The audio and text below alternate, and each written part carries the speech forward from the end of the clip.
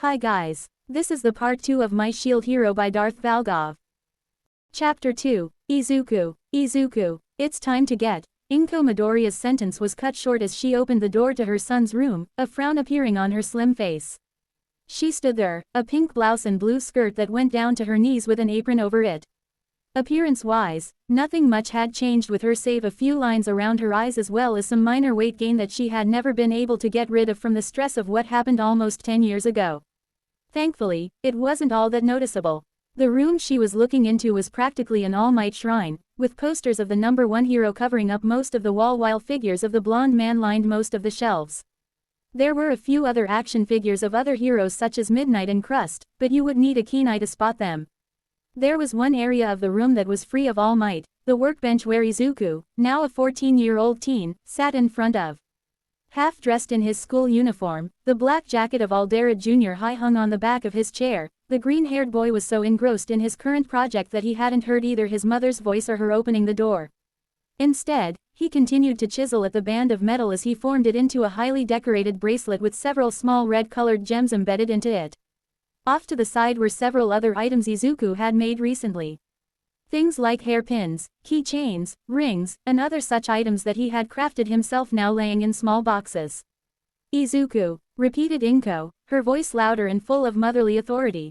This seemed to do the trick as Izuku jumped in his seat, the tool he was using flying out of his hand before landing on the floor with a thump. What? Cried the teen, a hand moving to his heart as he looked around in startled panic, until he looked at the door, his face relaxing as he looked at his mother. Oh, Mom, sorry, you scared me. As Izuku turned in his seat, fully facing his mother, the teen's elbow collided with one of the few books on his workbench, a book on ancient medicines. Already there was a row of small glass vials lining the back of his workspace, each one filled with a green liquid and capped. Have you been up all night? Asked Inko, raising an eyebrow at her son as she eyed his uniform looking for any signs that it was the same one he had worn yesterday. No, laughed Izuku, standing up, putting on the jacket of his middle school uniform, the sleeve of which slid underneath the shield that had been on his arm since he was 4 years old. Despite being unable to remove it from his body, the jacket slid underneath the shield as if it wasn't there. I'm not making that mistake again. I just got up a little early and, well, inspiration hit me as I was getting dressed. Didn't want to lose it so I started working and, well you know the rest. Okay, replied Inko, relaxing. She was still giving her son a motherly look. But next time inspiration hits, how about you just jot it down in one of those notebooks of yours? A smile then appeared on Inko's face as she saw her son's horror-filled expression. Mom, you know those are my hero journals. Izuku said in a panic, his eyes darting to his stack of hero notebooks next to the bed. I can't just sketch something like that in one of those. They'll get mixed up. Better than being late for school, said Inko. Now come and eat your breakfast or else you'll be going to school hungry. Later, the green-haired youth made his way down the sidewalks towards his middle school, one eye on his phone as people and even a few philolales passed him by. On occasion he would glance up at the large, feathery ostrich-like creatures, noting the light shading of colored feathers on their heads before going back to what he was looking at. While he still had some interest in them, the shock of their creation a few years ago had worn off as they were now more common. When he was about halfway to his destination, the young Midoriya spotted an odd sight. Camera crews were taking pictures of a hero he'd never seen before, a blonde-haired woman dressed mostly in purple with horns coming out of her head. Standing next to her, head hung low while being heavily bound, was someone who Izuku could only assume was a villain. His heart sank a little as he began to put two and two together. He had missed a hero fight. Perhaps this woman's big debut. I can't believe this, thought the teen, his shoulders sagging in disappointment. If I had just left a little earlier, I could have made it here in time to watch the whole thing. Maybe Mom's right. The next time inspiration hits, I'll just write it down. Guess I better get a different notebook for them. Maybe a sketchpad so I don't get them mixed up. Or one of those mini notebooks that. Just as Izuku's mind was starting to go into overdrive, he spotted something else that caught his attention. There, on all fours and looking down on the ground, was another hero, Kamui Woods. A mix of horror and excitement washed over Izuku as he looked at the hero. Horror that he had missed out on seeing the wood hero in action. Excitement that, if he helped out, he might have left something behind for Izuku to use. For the next several minutes, Izuku began looking around any area that wasn't taped off by police until he found what he was looking for. It was a piece of wood, larger and thicker than any of the nearby trees, which also had the same patterns on it that the pro hero's mask and gloves. If he was right, and the boy had a very good feeling that he was, then it had been created by Kamui Woods. Most likely it had been broken off during the fight with the villain. Quickly taking it, he rushed over to Kamui Woods, asking if he could keep it. The wood hero just gave a shrug at that as he got up. With permission given, Izuku held up his shield and stared at the green gem in its center. As he held the wood up, Izuku began to recall memories of what had happened after midnight and the police had questioned him. Once they had left, the hospital staff had gone to work making sure he was taken care of. As the doctors had further examined Izuku's hand to make sure there was no lasting damage besides the scarring, they had also called upon their own quirk specialist that they had on hand. He was a kindly, slender, middle-aged man whose quirk gave him stethoscopes that dangled from his earlobes. Several times, Izuku was brought up to his office in the children's ward and received tests from the man, who seemed just as excited about quirks as the young Midoriya. This had put Izuku at ease, making him all the more grateful that he didn't need to see his previous doctor who had bluntly told him he was quirkless. Then, when the tests were finished, the doctor sat before Izuku and his mother just like the last time. Only, this time, the doctor seemed to be rocking back and forth in his seat as he tried to hold back his excitement. Like he was practically bursting at the seams to tell what he had discovered, eyes darting from the boy to the shield on his arm before returning to the boy again. "Well, this isn't the type of quirk you see every day," he said with a grin. "Oh my, I don't know where to begin. I guess I should start off by telling you that the name of your quirk is called Legendary Weapon, Shield. I never thought I'd live to see it in real life." Izuku's eyes had widened when he heard that, almost sparkling with excitement at hearing that. Legendary Weapon, Shield, that sounded so cool. With a name like that, his quirk had to do something amazing. Yet, while the little boy bounced with excitement to match the doctor, his mother just glanced down at the shield with a slight frown. "Legendary Weapon," she said in a questioning tone. "Doctor, what is that exactly?" "To be honest, we don't know," replied the doctor, his eyes widening while his smile seemed to grow. "And that's what's so exciting. Your son isn't the first one to wield this quirk. Since the dawn of quirks, this quirk has appeared twice before. Nor is it the only weapon-type quirk out there. They are rare and appear just as often as the shield. According to my records, the last time this quirk was seen was around 100 years ago in Europe along with 3 other weapons, the sword, the bow, and the spear. And because these quirks are not passed down genetically and behave differently than how normal quirks work, there are some quirk specialists who believe that these weapons are not really a quirk. Rather, they believe that people like young Izuku here have a quirk that allows them to summon forth and bond with these weapons. But there are others that disagree, saying that they have to be a part of a quirk and the doctor, who had begun to stand as his speech became more and more excited, suddenly paused as he noted the wide-eyed expressions on both the Midoriya's faces. Quickly realizing that he needed to calm down, the doctor took a deep breath before sitting back down to continue his explanation. "Well, the truth is, I have spent the last few days trying my best to find any records detailing information about the shield. Sadly, there are very few. For right now, all I can tell you is that he's now a bit more durable. Hopefully, in time, he'll be able to discover what his quirk can do. And, maybe he'll be willing to share this information with me.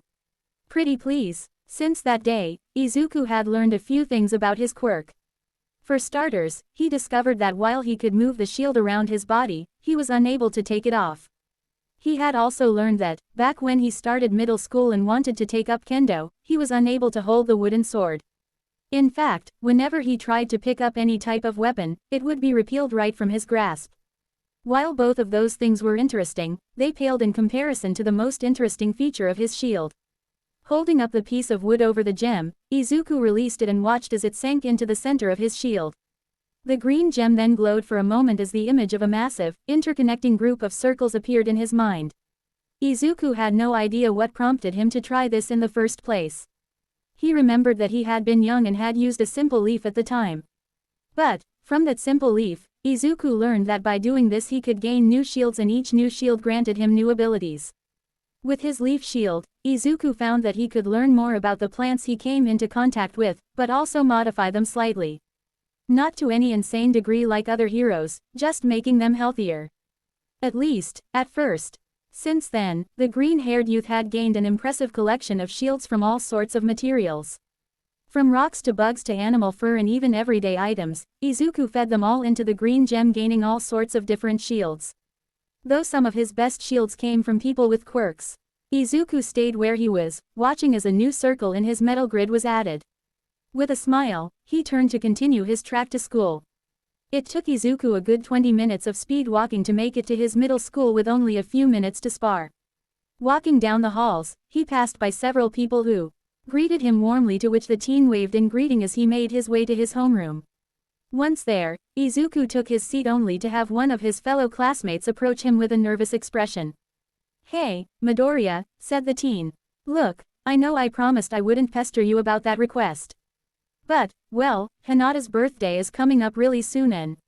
"Oh, right." Without another word, Izuku reached into his bag to pull out a small box. Holding it out, the green-haired teen opened it, revealing a silver pendant shaped like a hydra, blue and green crystals embedded in its 3 necks. Attached to the pendant was a silver chain. Upon seeing it, Izuku's classmate's eyes softened in appreciation as he pulled out his wallet. "Midoriya, you are my hero right now," the classmate exclaimed happily, handing Midoriya the previously agreed upon amount before taking the box in his hand. "Well, I wouldn't go that far," replied Izuku humbly as he put the money away, his head down so that no one could see the hints of the blush appearing on his face. "I would," replied Izuku's classmate, not letting this go. "I mean, I'm hoping me and Hinata can get into the same school. But if we don't, and she ends up going far away, I at least want her to have something to remember me by. Something special, one of a kind like her. And something that I can afford. Hey, I know you're hoping to get into the UA, but if the hero course doesn't work out, then maybe you should just do this full time. I know I would if I had your skills." Just as Izuku raised his hand to wave off this comment, the sound of a foot being slammed onto a desk rang out through the room. "Oh, please." The loudly spoken words came from none other than Katsuki Bakugo, his voice gaining the attention of everyone in the room. The ashen-haired blonde, who was sitting at a desk near the window, turned to fix his seemingly eternal angry red eyes upon the two teens. "As if Deku has even the slightest chance of getting into a school like UA," continued the blonde bomber. "Sure, his quirk might be a step up from the rest of you extras, but not by much. Not nearly enough to get into the best hero school in the country. Why would they even consider letting in a nobody with a shitty defensive quirk like his? Well, there's no harm in trying caution." Bakugo, seemingly enraged by Midoriya's calm and friendly tone, turned in his seat to slam both feet onto the ground. The explosive blonde then stood, causing most of the rest of the class to jump back save for two, Midoriya, who just continued to look at him with a smile on his face, and the classmate standing next to him who just gave Bakugo a deadpan expression. Snarling, Bakugo began to approach the green-haired teen. "Do you think that you can stand up to a villain?" began Bakugo before he suddenly cut himself off, the anger in his face lessening for a moment as his eyes shot towards Izuku's scar-covered hand. He then made a face as if the appendage had insulted him, grinding his teeth before turning around. "TCH, do whatever you want," said the blonde as he turned around, hands shoved into his pockets. "Just stay out of my way or I'll kill you." With that, Bakugo walked back to his seat. Everyone watched as the explosive blonde sat back in his seat, an angry aura seeming to surround him as he did so. "Has the dude never heard of crust?" mumbled Izuku's classmate, rolling his eyes as he said this. Just then the bell rang, signaling the beginning of class. Hearing that, the classmate then turned to look at the shield user, a grateful smile on his face as he held up the box. "Thanks again, Midoriya, I'll be rooting for you." With that, Izuku's classmate turned away as he pocketed the gift. At the same time, Izuku just pulled out his school supplies and began setting them on his desk just as the teacher walked in carrying a huge stack of papers. When classes ended, Izuku left the building while exchanging a few words with various students along the way. The only one who ignored him completely was Bakugo, who just shot him a dirty look before turning to look away. Not that Izuku took it too personally. Having known Bakugo for years, he was used to it.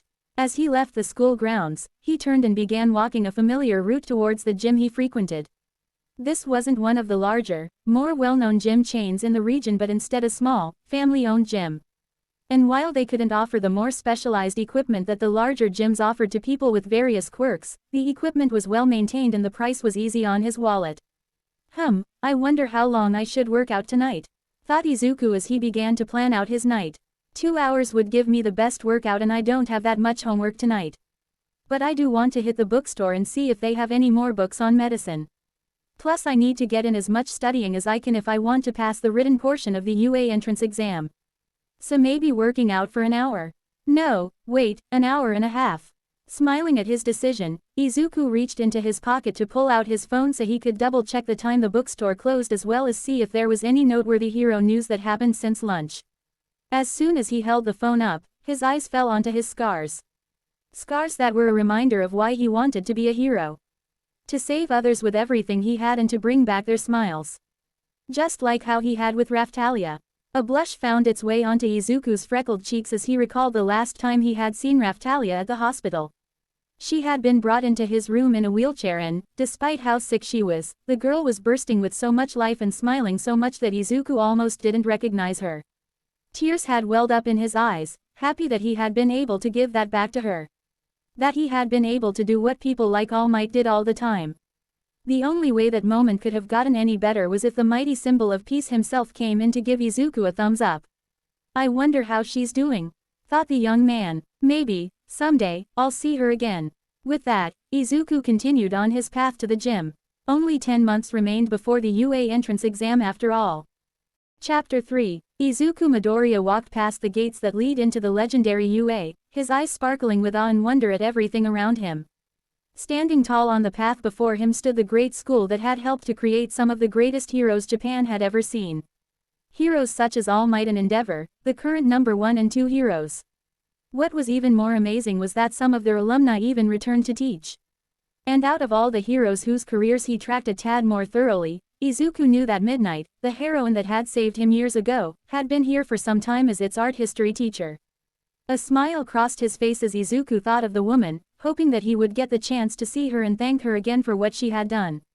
To show her that the little hero she had saved all those years ago had grown into someone who could stand on his own 2 feet to save more people. As Izuku continued this short trek to the main building, he began to take note of several of the other examinees. One student, a girl with bright orange hair tied to the side, was walking not too far from Izuku with her head down as she read from a small notebook. Most likely giving herself a quick refresher. Off to the side, standing in the shade of a tree, was a teen whose head was that of a blackbird. He just seemed to stand there, eyes closed as if trying to find some sort of focus. While those two seemed calm and collected, Izuku also noticed some that were not handling the stress all that well. One of them, a boy whose mutation quirk gave him an oddly shaped head that sort of looked like a clay bulb, appeared ready to have a silent panic attack as he shied away from all those passing by. Not too far from the panicking teen were a few others who were just standing around as they watched the students enter, biting their thumbs as they scanned the competition. Izuku also noticed one teen with wild purple hair and looking like he hadn't slept in days. This teen was walking towards the building with his head down as if he knew he was marching toward certain failure. Then, as Izuku was watching the purple-haired teen, someone walked between them. Izuku's eyes were drawn to this student wearing a light gray middle school skirt that stopped right above her knees and a matching blouse that had a pink bow around the neckline. While he had failed to notice her face, Izuku saw she had long flowing brown hair that went all the way down her back. As he followed her hair downward, the teen noted that she had a sheathed sword attached to her waist. The teen marveled at the weapon as she seemed to be the only one to have one, nearly distracting him from the fact that she also had a tail. A tanuki tail to be exact. Now Izuku's eyes widened as he quickly looked up to the top of her head, seeing that she had cute tanuki ears sticking out of her hair. In all his life, he had only met one person who had those features. But it couldn't be, could it? Raphtalia, called out Izuku, his voice came out before he realized what he had done. Surprised by what he had done, a hand went up to cup his mouth from saying anything else but stopped midway as the girl came to a halt. Swiftly she turned to look at him with a curious and puzzled gaze. The girl looked at him for only a moment before her features showed that she recognized him. Izuku watched as a hand went to her mouth as she looked down at his shield in hand, the last bit of confirmation of his identity. Izuku, Raphtalia suddenly shouted, startling a few people around her. But she didn't care as she leapt into the air towards the boy.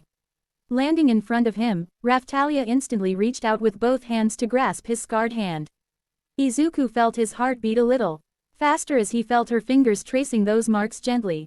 "I can't believe it's really you," Raphtalia said much more softly, her tone almost musical to his ears as she looked into his eyes. Blood rushed to Izuku's face, nearly causing it to become scarlet as his hand was being caressed by this very pretty girl. Vaguely he was aware that nearby students were now eyeing them, one of them apparently so focused on them that he tripped and fell on his face. But Izuku never pulled his hand away, just letting her slightly calloused hands touch his own until she finally let go. "It's been a while, Raphtalia," he responded with awe in his voice. Are you here to try and get into the hero program?" "Yep," exclaimed Raphtalia with a bounce in her step while one hand went to her sword's sheath and held it up a bit. "My parents were against it at first after what, well, you know. They told me I should just join them in the family's fishing business instead. Much safer. But I eventually wore them down. They even signed me up for some swordsman lessons. Now I'm a whole lot stronger than when we first met." Izuku's smile faded a little, a hand going up to cup his chin as he looked down at the sword. "That's great, but will they let you use that sword?"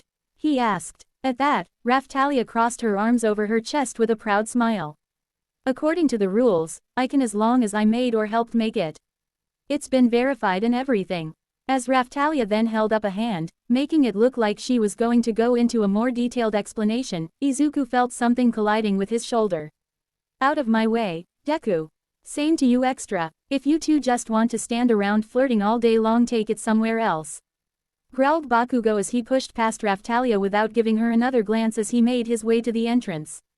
"Well, that was rude," commented Raphtalia, hands moving to her hips while her ears twitched in annoyance. "Izuku, do you know that guy?" Izuku found himself giving her an apologetic smile on his childhood friend's behalf while nodding slightly before gesturing for Raphtalia to follow him. Together they moved side by side towards the building's entrance while staying in the Ashen Blonde's wake. As they walked together, Izuku gave a brief explanation about his childhood friend. Later, after the written exam had concluded, Izuku sat in an auditorium along with many of the other examinees with Kacchan seated next to him. As the explosive teen grumbled that he was stuck sitting next to the shield user, Izuku scanned the room looking for any signs of the Tanuki girl. His eyes brightened when he spotted Raphtalia seated closer to the front, seated next to a floating schoolgirl's uniform. Before Izuku could even blink in surprise, the lights of the auditorium suddenly turned off, causing a bit of a stir among the students. But those voices quickly went silent when a spotlight suddenly illuminated the podium on the stage before them where a new figure stood. Izuku's eyes widened as he instantly recognized the man. With the sparkling eyes of a heroic fanboy, it took everything within his power not to let out a squeal of joy. It was the great DJ hero, Present Mike. And the best part, he was in full costume. Oh, this was so much different than sitting in his room listening to the pros radio show and imagining him wearing his trademark stylish leather outfit, the multidirectional speaker attached to his neck, the shades, and the blonde hair that shot straight up. His attempts to hold back his gushing of the pro hero failed instantly as Bakugo glared at him. "Stop your damn fanboying," the Ashen Blonde growled under his breath. "What's up, UA candidates? Thanks for tuning in to me, your school DJ. Come on and let me hear ya," cheered Present Mike, his voice brimming with energy.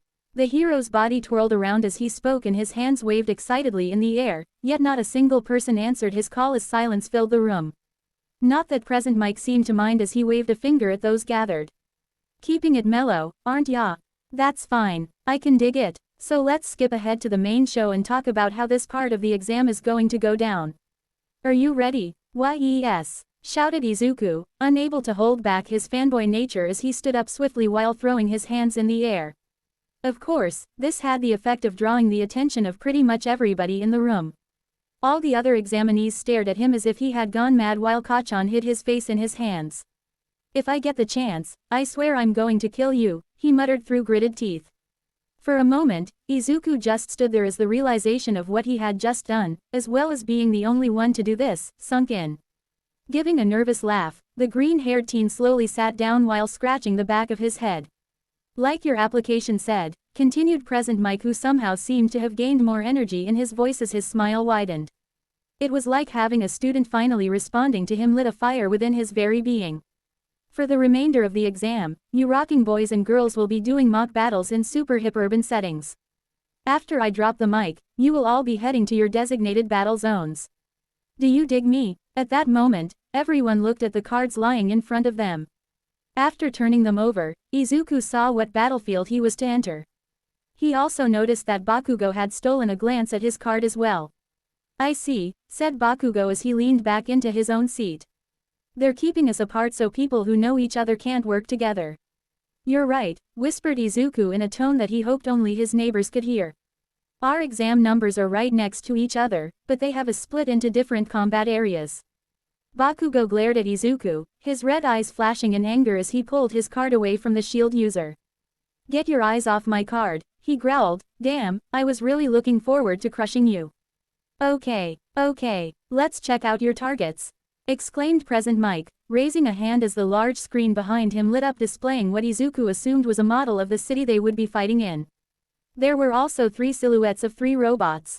There are 3 types of foe villains in each battle center. You'll earn points based on their level of difficulty, so choose wisely.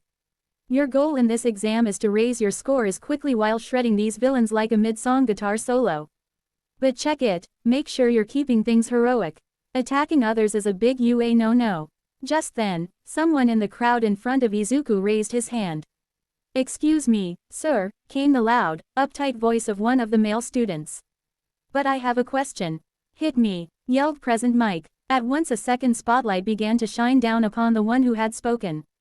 This applicant had dark blue hair that was parted in the middle along with rectangular glasses.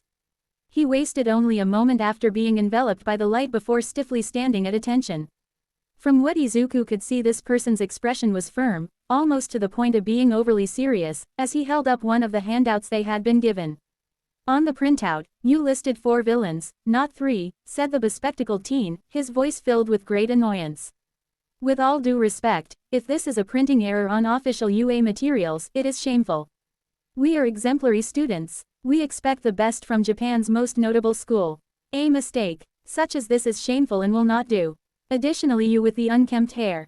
The boy then turned to point a finger at Izuku who, in turn, pointed a finger at himself. As if to say, do you mean me? You've been muttering this entire time. Stop that. If you can't bother to take this exam seriously, then I suggest you leave. You're distracting the rest of us. Izuku blinked at the teen who stared at him with an intense look. A look that really didn't bother Izuku as he just raised his own hand. I also have a question about the robots, said the shield user, his tone far more polite and calm than the first. Yes, caller number 2. Asked Present Mike with a wide grin, a spotlight shining down on Midoriya as the DJ hero spoke. You said we had to shred these villains, began Izuku, doing his best to choose the right words. I guess by that you mean destroy. Is that the only way we can take them out, or are there other ways? Hey, I was talking to you, huffed the dark-haired teen who had first spoken, sounding even more annoyed. But Izuku just ignored him, instead keeping his eyes on the pro hero who was now grinning ear to ear as he waved them down. All right, proclaimed Present Mike, waving his arms in a way to get their attention as well as to calm them down. A loud shout out to our 2 callers with their requests. To answer the first question of the night, the 4th villain type is worth 0 points. That guy is just an obstacle we'll be throwing in your way. They're one of them in every battle center. Think of him as more of an obstacle or hurdle to avoid. It can be taken down, but there's really no point. I recommend to my listeners that you ignore it and try to focus on getting to the top of the charts. And while we're on that subject, to all you rockin' boys and girls out there with non-destructive quirks, you don't need to destroy your foes. Instead, all you need to do is immobilize them for 15 seconds and then the robots will turn off all on their own. But just remember that you're on a time crunch. At that, Izuku nodded while the blue-haired student promptly sat down. Sometime later, after Present Mike had dismissed them, Izuku found himself standing in front of the massive doorway leading into the testing area. Now dressed in a green tracksuit, the green-haired teen looked on at the others who would be his fellow examinees for this test. Many of them were stretching, warming themselves up for what would certainly be an intense experience. Others showed off the support gear that they had been allowed to bring with them with an air of confidence. As if their devices would be the deciding factor leading to their victory over skill. Thankfully, he spotted a familiar face. Izuku, Raphtalia called out when she noticed her old friend, waving to him excitedly. The Tanuki girl was standing by the gate, now dressed in a loose, red t-shirt that had the image of two swords crossed along the chest along with matching red sweatpants. Still strapped to her hip was her sheathed blade. It was the kind of outfit that even a novice could see allowed the girl to move around more easily. Izuku blushed as she approached him, finding her to look extremely beautiful as she smiled at him. "This is so wonderful seeing you again," said the girl happily. "Why yeah, what are the odds?" replied the boy as he smiled awkwardly at her. Then, before he could say anything else, a thought crossed Izuku's mind. "Hey, Raphtalia, would you like to team up for this exam?" The Tanuki girl's smile faded for a moment as she blinked at him. "Is that even allowed?" she asked. Izuku brought a hand to his chin as he began to think aloud. "I didn't see a rule saying we can't," replied Izuku as he brought a hand to his chin. Muttering aloud as he began thinking aloud. "From what I've seen so far, they're splitting people up so that people from the same districts who might know each other won't be in the same test zone. That makes sense since they could have come up with a plan beforehand. But that's all the school has done. Nowhere does it say that it's against the rules for people in the same testing group to team up. After all, heroes do team up when there is a situation they can't handle on their own. So perhaps we should be thinking of the test like that. Like it's a mass breakout or something." "I suppose that makes sense," replied Raphtalia, though she still held a worried expression. "But we'll only be scored on the robots we defeat." "True," agreed Izuku with a nod. "But the points might be there to serve more than one purpose. Like to discourage us from working together. But the way I see it, we can work more effectively together watching each other's backs." Raphtalia nodded, understanding the green-haired boy's reasoning. In exchange for possibly splitting the number of points between them, by working as a pair they could potentially defeat more robots in the long run while keeping the other safe. "All right then," said Raphtalia as her smile returned, her tail beginning to swish back and forth as she took a step closer to Izuku. "Now I can show you just how strong I've become since we last saw each other." "What's going on over here?" Both teens jumped at the sudden, loud shout that carried over the crowd. Almost as one the pair turned to see the large blue-haired teen walking toward them. And they weren't the only ones as the entire group became silent as they stood there watching the stern teen chopping his arm in a robotic manner. "You again, are you trying to mess up our fellow examinees?" Izuku blinked while Raphtalia gave the blue-haired teen a sour look.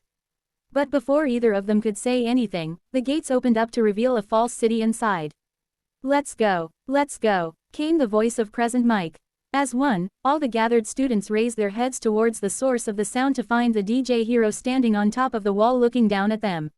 "What are all you standing around for? There are no countdowns in real life." It took a moment for the words to sink in. When they did, everyone on the ground rushed into the city ready to destroy some robots. The rush of students charged forward in what seemed like a sprint, putting everything into these first few moments in the hope of reaching the robots first. For some of them, their quirks gave them an edge. One of them just so happened to be the tall, stiff teen who seemed to love to scold others. Izuku, with Raphtalia keeping pace next to him, watched as the bespectacled teen shot forward in a great burst of speed, rushing headfirst into the false city and alone with all the dangers it hid. As for Izuku and Raphtalia, once they got to the first intersection they turned to the right while breaking away from the rest of the group. Dashing down the street, they soon came upon a group of their first villain bots. There were 3 of them in total, each of them a one-wheeled, two-armed one-point robot. When he saw them, Izuku held up his shield as the tree grid in his mind came to life. "Two-headed black dog shield," called out the boy, his selection made. Instantly, his small shield transformed into the form it gained after Izuku had managed to gain some fur from the pro-hero hound dog. In a flash of green light, his shield became larger and darker in color with 2 dog heads coming out from the top. After it finished changing, one of the one-pointers had closed the distance enough to attack the green-haired hero hopeful. Its metal arm pulled back before striking forward only to connect with the raised shield. However, despite the displaced air and the cloud created by the force of the attack, Izuku remained where he was with a slight grin on his face. Like the attack had been nothing. While this alone would have been slightly impressive to others, what happened next would have caused a pro to raise an eyebrow in surprise. Just after the robot had struck the shield, the eyes on the shield's dog heads began to glow red before they extended their necks out to bite at the machine with enough force that their teeth dug into its metal shell. As the twin jaws held tight to the machine's metal skin, even making a growling noise, Raphtalia appeared behind it with her sword drawn. Izuku marveled at the scene before him. Raftalia seeming to float behind their metal foe with her hair flowing in a breeze created in her own movement and sword raised above her head. With a single slash, she cut the robot in two before vanishing again before Izuku's eyes. Wow, thought Izuku as he quickly began to try and figure out what her quirk was. Can she turn invisible? How does that work? Can she do other things like? Izuku's thoughts were cut short as he saw Raftalia cut down her second robot. However, before she could turn invisible again, the third robot was already racing toward her. Air strike shield, he called out, raising his shield arm in the process. As Raftalia turned to see the attack coming her way, a green barrier shaped like a shield appeared between her and the robot. The one-pointer hit it with all its might, knocking it back. It was damaged, but not done for. Thankfully, Izuku had an idea that could fix that problem. Shield prison, he said with a grin. Izuku watched as many shields appeared around the one-pointer to form a sphere before chains wrapped around it. Izuku watched, listening as the machine tried over and over to force its way out. But, after several long seconds, it finally gave up. Once it became silent, Izuku deactivated the shield prison to see that, indeed, the robot was deactivated just as the sword user sliced through their last opponent. Seeing that all their foes were finished, the pair grinned at each other before continuing to move through the city. Very quickly they fell into a routine. Izuku would use his shield to bite and damage the robots, drawing their attention while Raftalia sliced through them with her sword. Whenever they were outnumbered, Izuku would use his shield prison to capture one or two of them when he could, trapping them until they deactivated. While Raftalia did end up destroying more with her skills, thus getting ahead in points, Izuku was getting his fair share as on occasion his two-headed dog bite shield did take down a few when the heads got a good hit on their necks. As the minutes ticked by, Izuku began to notice that some of the other examinees were starting to get worn out or were in over their heads. More than once, they came across someone who was knocked on their ass looking up at a giant machine ready to attack. These attacks never came, however, as a giant green shield blocked the attack before Raftalia's blade finished it off. But that was nothing compared to what happened next. Both hero hopefuls saw a beam of light being shot down the street catching their attention. Looking down from where it came from, they saw a blonde-haired boy surrounded by several three-point robots. What made it worse was that it appeared that the boy was in no shape to defend himself as all he seemed to do was clutch at his stomach. Without wasting a second, the two leapt into action as the shield prison enclosed around the blonde. With the examinee protected within the barrier, Izuku and Raftalia rushed in as the three-pointers turned to attack. The green-haired shield wielder remained in front as several rubber bullets were fired at him, his shield raised to block them as Raftalia jumped into the air behind him. As she fell, her sword was swung downward to cut one of the three-pointers' head in two. Without missing a beat, she swung to cut the next one while Izuku moved behind her to block another attack. Twin dog heads shot forth from the shield, biting the robot while Raftalia moved out from behind Midoriya to cut down another three-pointer. When the shield prison finally deactivated, the blonde boy saw the pair standing over the wreckage of the robots as they caught their breaths. Unbeknownst to the two hero hopefuls, their actions, as well as all the other students, were being watched. Within a dark room lit only by the light of various monitors, sat the teaching staff of UA. All of them pro-heroes, both current and retired, sat there in multiple rows of chairs that resembled the seating of a movie theater or stadium, observing their potential students from all of the battlefields on the scenes before them. "It seems we have quite the promising group of students this year," said Nezu, the chimera-like principal of the school. The unusual mammal sat in the middle of the front row with a spindly blonde-haired man sitting next to him. And before him was a council with numerous buttons, including one rather large red one underneath a plastic shield. "Clearly the examinees have no idea how many villains are present or their location," continued Nezu, a teacup held in his paw while his eyes flickered from screen to screen.